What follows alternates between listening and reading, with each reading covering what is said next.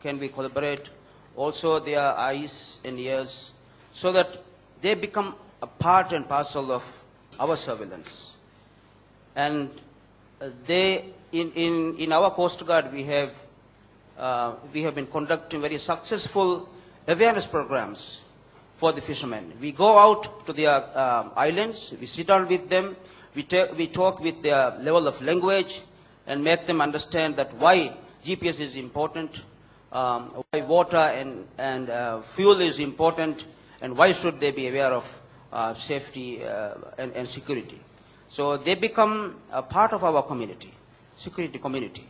So that would enhance our capabilities, and they become our partners. Thank you very much. Sir, thank you very much for very pertinent questions. And the first question was asked basically about communications, that the support, the mutual support was lacking between, for example, Navy and the Air Force. Not only with the Navy and the Air Force, even within the Navy, we have seen many instances where the communications were lacking and mutually support was not forthcoming. But I believe that to a large extent, we overcame this situation post 2006 period, gathering with all the expertise that we developed, and the tactical picture was really available to the command.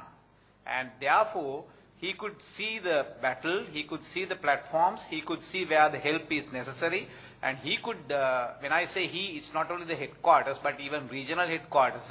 So we did overcome up to a certain level in that gap of communication which prevailed before 2005, and latter part I think it really worked well, and then the command could make decision based on the tactical picture which was available to him. And also then the question was asked whether synergy is possible in an environment of competition. And I would also agree with you, although we had synergy, there was strict competition between armed forces to victory.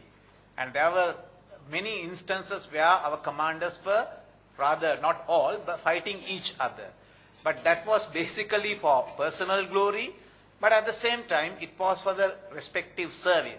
But I think that is the beauty of operational art which I mentioned, and I see through the operational art the employment of forces by our Secretary of Defense and our President, His Excellency the President.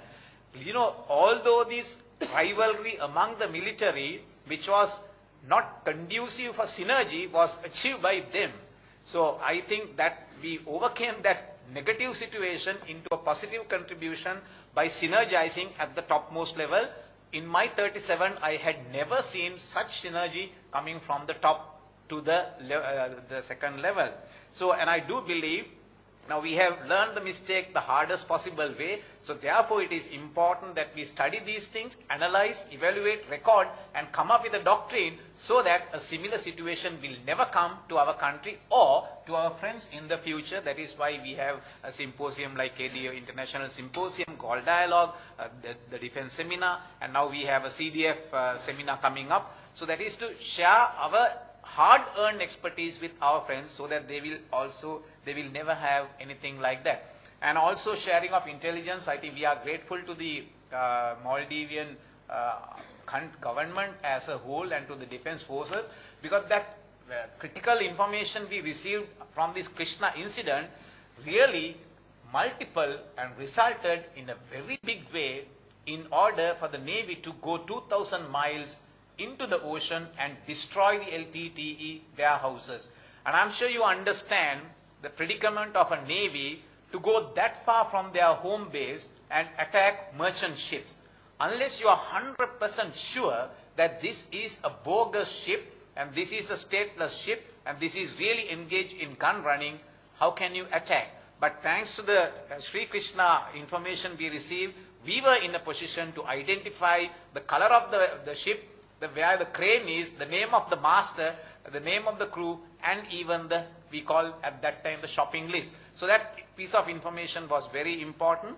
Now, through this, I think we must go to the next step, like the three-party agreement we have between Maldives, Sri Lanka, and India.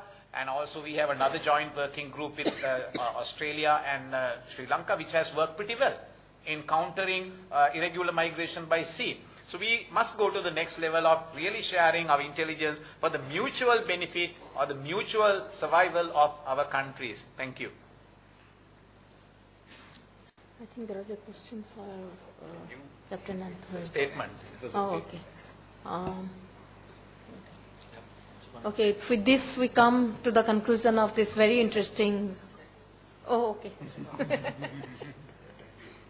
I'm Surgeon Rear Admiral Jayasekara. I'm the head of health in the Navy. Mine is not a question really. It is a suggestion in support of what Professor Vitana said and also the group captain there. My suggestion is that there is no better place to integrate than to integrate healthcare. Because when you take the current scenario, we have an army hospital that does not have all the facilities. We have a brand new Navy hospital that also does not have all the facilities. So I think it is a good and a step in the right direction to try and integrate the health services of the three forces, because that, Professor, is a very common area, because when somebody falls sick, it doesn't, there is no difference between Army, Navy and Air Force blood. Thank you. Thank you. With this, we come to the very interesting session on maritime security. Just to conclude with one line, as all of us we know that maritime security is increasingly becoming very important for most of the countries, having sea coast, and also at the same time it is getting more integrated to the land warfare strategy. I think no other countries know it much better than India, which faced a threat during the Mumbai attack, where the threat came from the sea, and also Sri Lanka, where actually the LTT built its empire completely based on, the sea line of communication. With this, I conclude this session, and let us give a big hand to all the participants who provided very interesting papers. Thank you so much.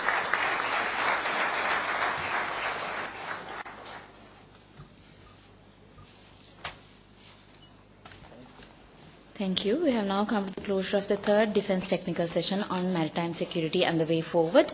To present certificates to the presenters, I cordially invite the Chairperson, Dr. Smriti Patenak.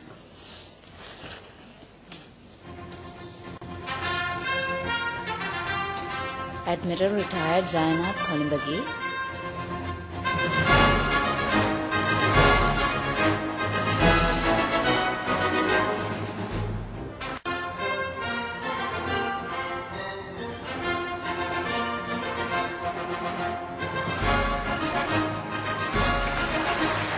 Commander Rohan Joseph.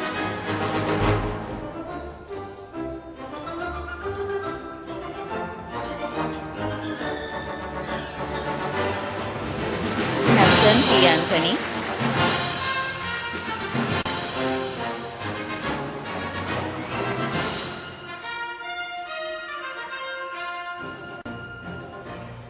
Mr. Sitara Fernando.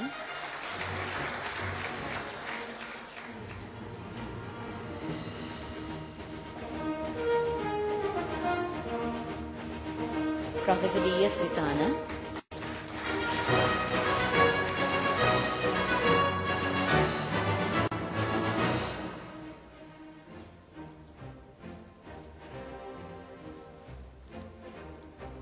Lieutenant Commander A.P.A. Prasangan.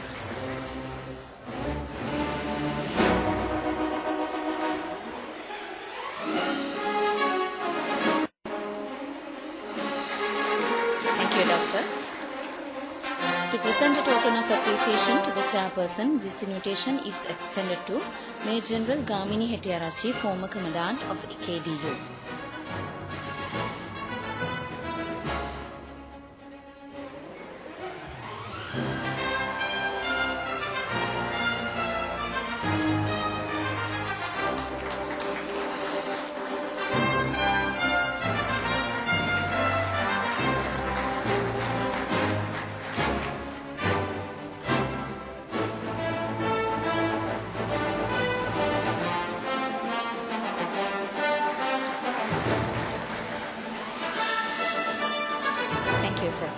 This marks the closure of the third defense technical session. All participants are invited for tea outside. The next session will start at 4:10 p.m. Thank you.